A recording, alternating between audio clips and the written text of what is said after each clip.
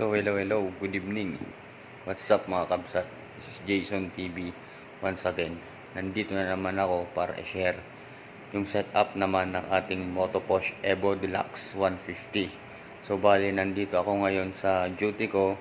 So katatapos ko lang naman mag-roving. So okay siya, okay yung pwesto natin. So pag-usapan natin yung mga pwedeng ikabit sa ating Evo Deluxe 150 at kung ano yung compatible sa kanya na motor. So, pag-usapan natin yan mga kabsat. Heto na.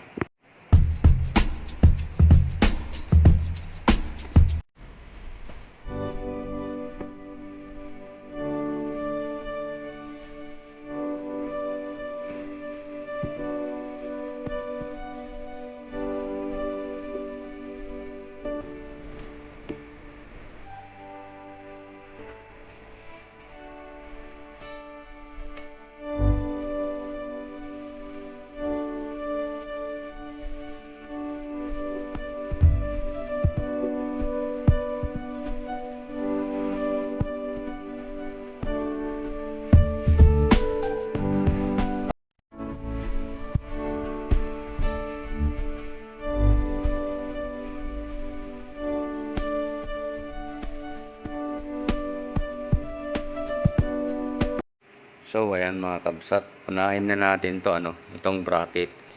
Windshield bracket. So, pang NMAX version 1 ito. Ayan. So, titignan nyo, inangat ko na siya. Ayan.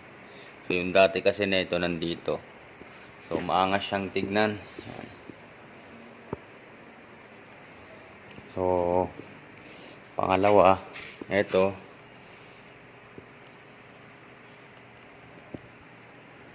Yung footboard o yung foot matting. Ayan, kulay gold. NMAX version 1 din. So, ayan, mga kabsat. Tapos ito, top box bracket. NMAX version 1 din.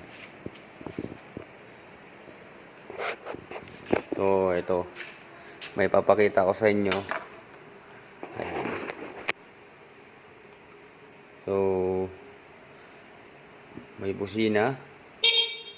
Tapos, pag pinisel natin yung hollow switch, yan, magiging yan, iilaw din. So, wag na tayong mag-ingay dito. Yan. So, patayin ko na.